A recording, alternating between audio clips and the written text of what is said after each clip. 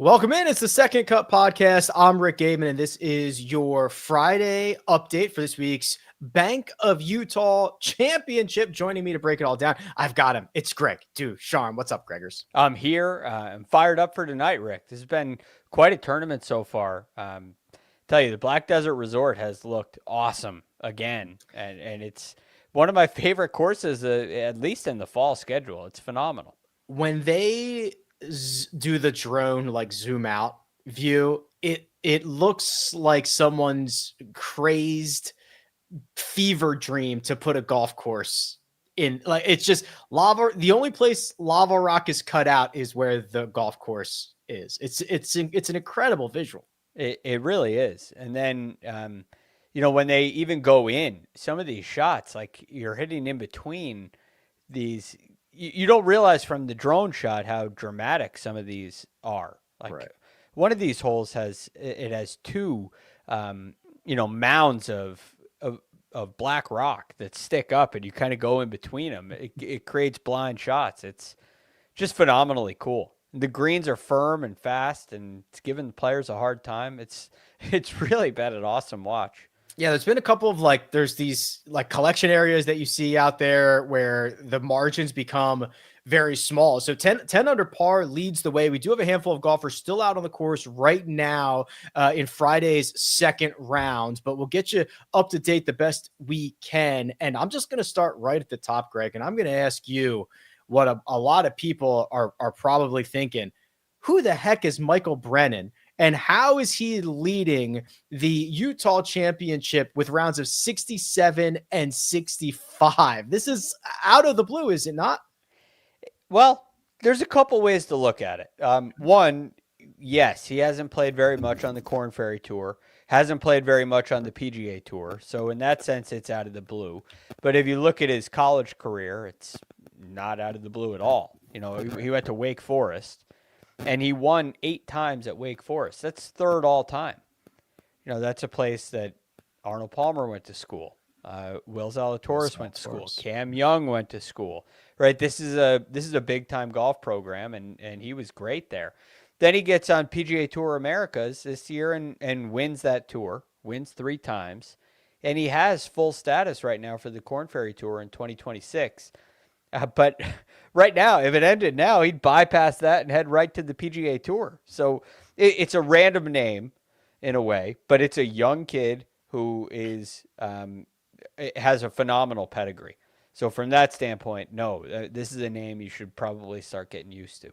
29 events played on PGA Tour, sanctioned tours. So that's PGA Tour, that's Korn Ferry, that's PGA Tour Americas. It would also be the Champions Tour, though he's only 23 years old, so that doesn't count. So 29 career starts on these PGA Tour sanctioned tours. You mentioned the 3 wins. He's got 11 top 5 finishes. He's missed the cut just 7 times in those 29. I'm looking at his stat profile from this week because I will tell you right now, he has a profile on rickrungood.com. Right now is the first time I've ever accessed it.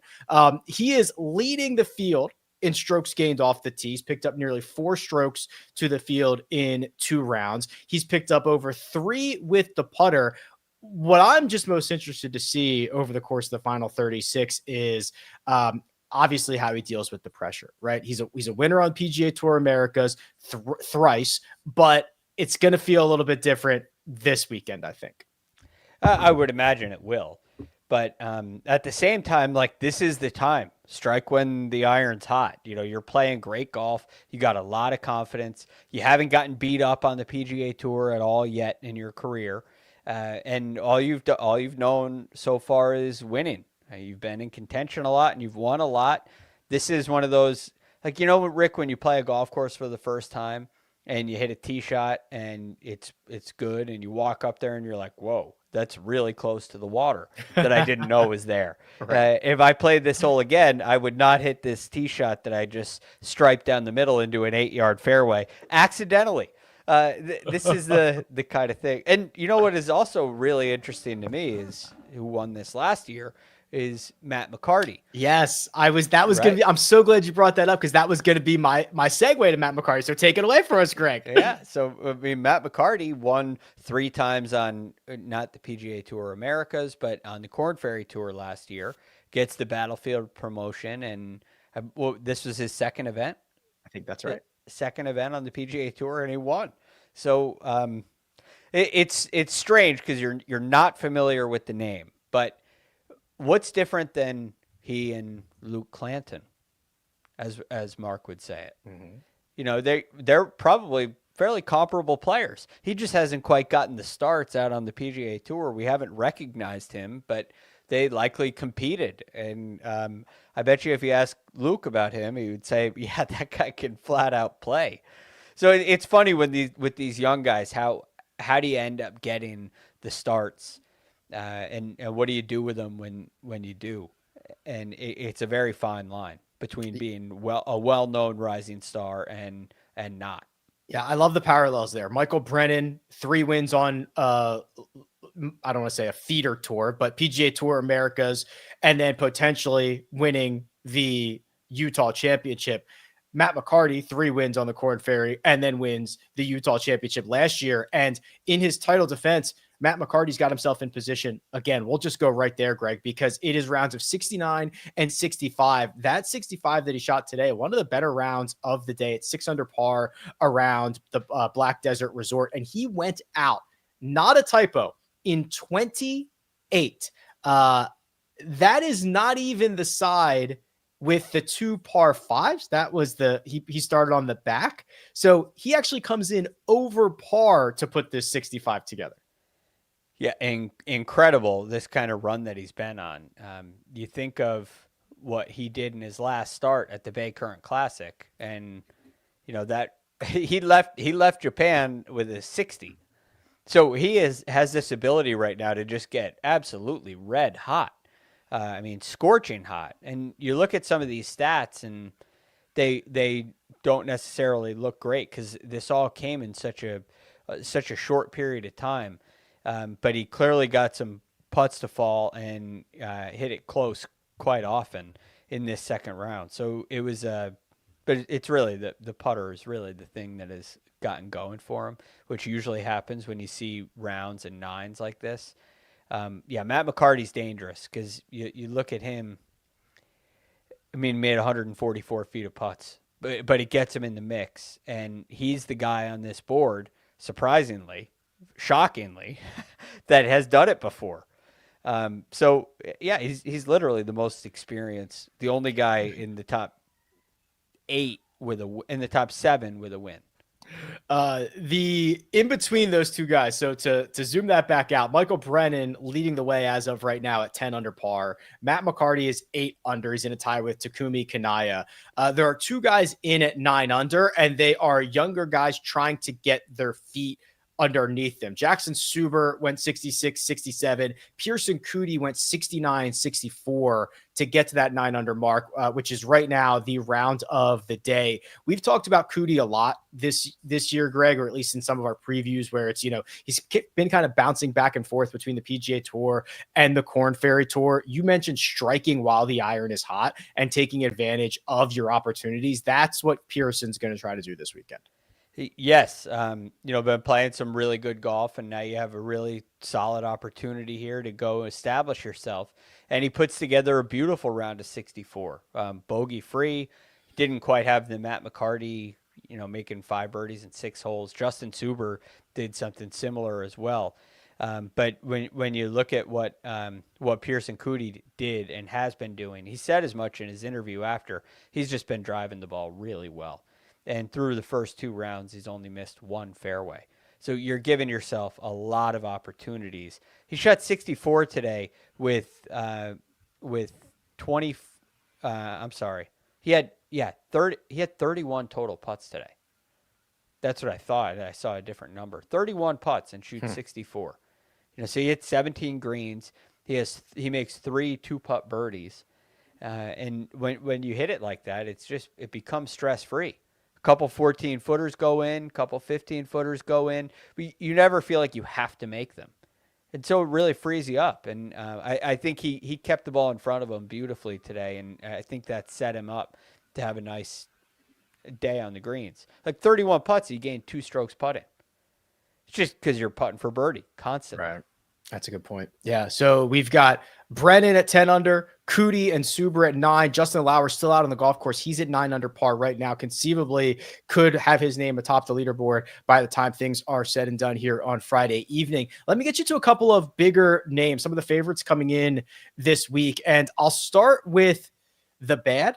And I did not see this coming because Alex Noren, Greg, opened up with a 67 yesterday, 4 under par, very much in the mix. He went out in 33, 2 under. So that is Alex Noren getting this to 6 under, which would right now be a tie for 8th. He made 5 bogeys with no birdies and a 41 on the front side at Black Desert. He is now on the number T65, 1 under par. It's still in right now. Probably unlikely that 1 under is the cut line. I like 2 under a lot better, but Noren was looking great for 27 holes, and it does not appear like he's going to be around for the weekend. I got to take some fault here. I believe I jinxed him because I was at work today and finishing up looking at the leaderboard. Like Alex Noren is at 6 under. Alex Noren's going to win this tournament. He's playing better than anybody else here. Then I get home and turn on the TV. It's like, where's he going? No, he's going the wrong way. Wait, where's he going? This back 9 was incredible. He only hit his back 9. He only hit 4 greens, and he had 18 putts. He made 1 putt. It was from 4 feet. That was the longest putt that he made, 4.5 feet on that whole back 9. Very uncharacteristic of him. Very uncharacteristic of him, especially because the putting is his strength. And I really think on golf courses like this, he has a way of hitting it well enough to just kind of pile up birdie putts and make enough of them. So this is very surprising to me. Yeah, very surprising, and not in a way of good surprises for Alex Noren, who's going to need a lot of help to be around this weekend. Sahith Theegala is still out on the golf course. He could make a move. He is 5 under par right now for the championship, 2 under for the day after shooting an opening round 68.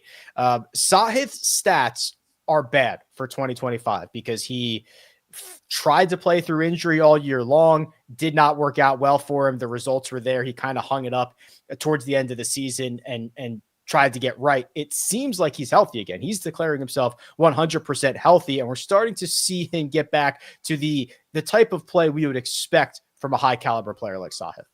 Yeah, it takes everything that happened this season and you just throw it away. I didn't know that he was injured until I think it was at the BMW Championship. He was he was speaking to a group or something and revealed all these injuries that he was dealing with.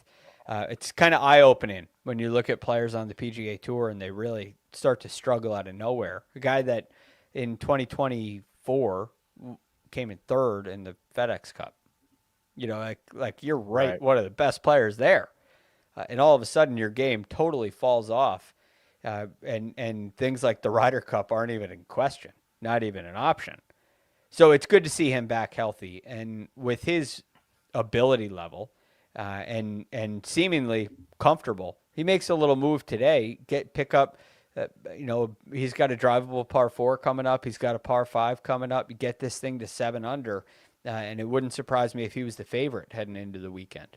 I'll tell you what, I thought the same thing because I was just pulling up the live odds and I was like, he gets, even if he gets to 6, 7 under, I mean, even now, he's 5 shots off the lead of Michael Brennan. Sahith could put a lot of he is 30-1 right now to win this golf tournament. Now, he's got some holes to play, but there's some 5s out there for him, I think. And he is 30-1 to win this. I'd be making a move on that. It's a good opportunity too, because I'd say he has 1 par 5 left. 18, he's got 1 because he's on that side, but there's a drivable par 4 as well. And who knows? You get a putt to go or something, and he's here. This leaderboard looks a lot different. Right now, Braden Thornberry's at 7 under. He's in 7th. Right. And the only winner, you got Taylor Moore, Max Homa, Austin Cook. Kevin Yu won a Sanderson. Kevin Yu won, right? These guys are tied. You get right up there with them. You're right there, and he won't be at 30 if he gets 1 or 2 more.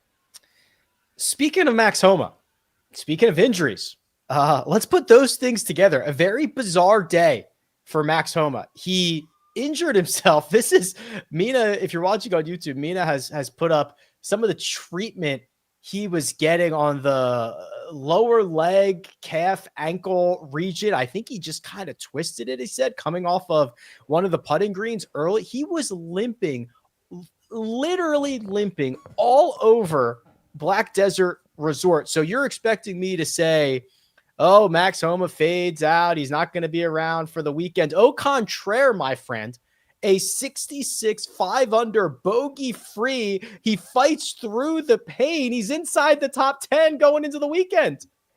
He has a bone spur on his ankle. Okay. And he aggravated it, and he said it's been there for a while and he wants to get it removed, but it very rarely inflames. So it doesn't really bother him. But in this case, when he, misstep or whatever, it inflames. He says this golf course is really hard to walk and it's not fun. Walking up hills is tough for him. There's a lot of that here. He thought about withdrawing, but it's a bogey-free 66. It's a lot easier. It would have been a lot easier to WD if it was a 76. Yes. Yeah. 2 or 3 headed over. That way. Yeah. Right. Yeah. If you're headed towards missing the cut, if he was even if he was even par, like, man, I don't know if I could put up this kind of fight, but he did. And Max he's looking really good. I thought he looked really good in round 1. He just made a couple, he hit it in the water at 13, made a couple of unforced errors. And I think he kind of gave away a really good round. And I think you're right, Rick. He's staying here because his game feels really good. It's trending in the right direction. The putter seems to be working a little better for him this week, which is a good sign. I don't know with the bone spur how you can treat it. Like, it doesn't seem like the kind of thing that'll just be better tomorrow. So I really like where his game is, and I would consider him my guy heading into the weekend. But this is definitely concerning for this week. All right, here we go. Here are the non-surgical treatments for bone spurs. Dr. Google has helped me with this one. Rest, avoiding activities that aggravate pain. He's not going to be able to do that this weekend. Weight loss, probably not enough time for this weekend to help with weight loss because losing excess weight can reduce stress on the joints. Let's see. Custom orthotics. Maybe there is a Dr. Scholl's display at a pharmacy in southern Utah that could fix up Max Homa. Otherwise, it seems like it is going to be the medication route. Anti-inflammatory drugs like ibuprofen can reduce pain and inflammation. So that seems like what Max will be having a nice diet of this weekend to make sure that he can finish this tournament. Oh man. I mean, a great opportunity to say, I guess he needs a diet. But it's too bad he's not still on Twitter, because you could send him that and be like, hey, thought this would help. Yeah, just in case you have some extra calories you could burn tonight. Yeah, try losing some weight tonight, or 10 pounds should do. You could do that, right? Or avoid any strenuous activities over the next couple days, and you'll be fine. So he's going to be in a pharmacy, probably not looking for custom orthotics, but looking for the anti-inflammatories would be my guess. Yeah, I think that is about right. As mentioned, we still have a couple guys out on the golf course. Justin Lauer is going to try to make a move. Doc Redman making a little bit of a move. Thorbjorn Olesen costing me all the money in the world with some of the horrendous putting that he has put together. He's 1 over par through 13. But before I zoom us out here and look at the favorites, Greg, anything else that has surprised you one way or another, something that you think we should discuss before I do just that? There's some nice thing. I'm happy to see Adam Schenk playing well. Luke Clanton, probably a factor. He's at 5 under heading into the weekend. So I'm very happy with that. I think in general, the surprising thing is how difficult this golf course is played for some of these guys. It's a resort style golf course. We usually don't see a lot of big numbers, and guys have had their difficult time. I mean, you got guys at a number of players at 5 over or worse through these 2 rounds. I find that to be generally surprising. Taylor Montgomery, 73-73. He was popular in fantasy circles. He is gone T110 at the moment. All right. So here's the current odds to win this golf tournament. And there are some names that are probably not super familiar, but here we go. We've got the favorite, Michael Brennan, 6-1 to win this golf tournament. Pearson Coody, 1 shot back. He's 8.5-1. Matt McCarty, your defending champion, he's 2 shots back. He is 9-1. Those are the only 3 golfers, Greg, who are in single digits. Mentioned it with Sahith, he's 30-1. Max Homa, 35-1. If you think that they're going to have a better weekend. So, I mean, this thing, I'll tell you what, I have no idea who's going to win it. It's wide open. No, these are the kind of things where it's like all these guys are playing well, right? And it's not a golf course that demands a specific skill set. You don't have to be a great driver to drive it great here. You can't hit it in the lava rocks, but all these guys can do that. You know, the greens are really firm. It requires some good shots in, but there's room around them. You know, you can lag putt, you can handle the par 5. There's a lot of ways to get around this golf course. Which makes it really difficult to look at this board and say, hey, there's an edge here.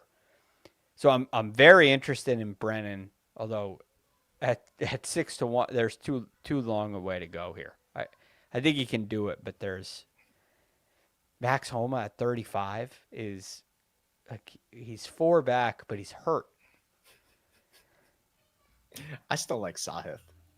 I think Sahith that could be over tonight, but I like it too.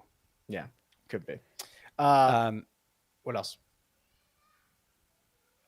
I think Matt McCarty is your other guy. Yeah, he's probably. Oh, you know who? Well, I was gonna say Pearson Coody is kind of interesting, but no, the McCarty stuff. It was just a perfect storm of him, like starting to play the best golf that he's played since this event last year, doing that leading into this event this year, and now he's in the mix again on the weekend. That feels most comfortable. And there's like, so you go shoot 60 in the final round in Japan, and you can question what that means. Like all these guys, we talk about it all the time, Rick. Everybody can go out and shoot low. That's how you get to a PGA Tour event. When you do it and then you come back and you shoot, 3 9s later, you're shooting 28. It's like, okay, there's something bubbling here, and he's feeling confident. He's feeling like he can do it again. I just think that's a really good sign. It makes me think, I'm going to vamp for 1 second here, because if I go to 2025 Bay Current Classic, has he broken 30 in? Okay, so he has broken 30 in 2 of his last 5 9s. Because he closed with 29 at Yokohama, so that was 5 9s ago. He's played 4 9s this week. And he shot. So yeah, he has shot. He's broken 30 twice in his last 5 9s. Yeah, that's when you do that twice on different golf courses, where this is not this is not a pitch and putt, right? The scoring average is half a shot under par right now. Yeah. Round 1 it was less than that. So it's not a pitch and putt giveaway golf course. You got to go hit shots. And he clearly feels like he can. And I like that fiery upside. I don't look at it as, well, he reached his peak today. I think there's more of that coming. More of us coming, because we'll be back on Sunday to crown a champion, no matter who it might be. Last thing, Greg, do the Jets get their first win of the year this weekend? No. Yeah, I agree with that. We will be back on Sunday night, probably with the Jets 0-8, but definitely with a winner of the Utah Championship. Big thanks to producer Mina. She does all the hard work behind the scenes. Greg DuCharme. I'm Rick Gehman. This is The Second Cut. We'll catch you next time.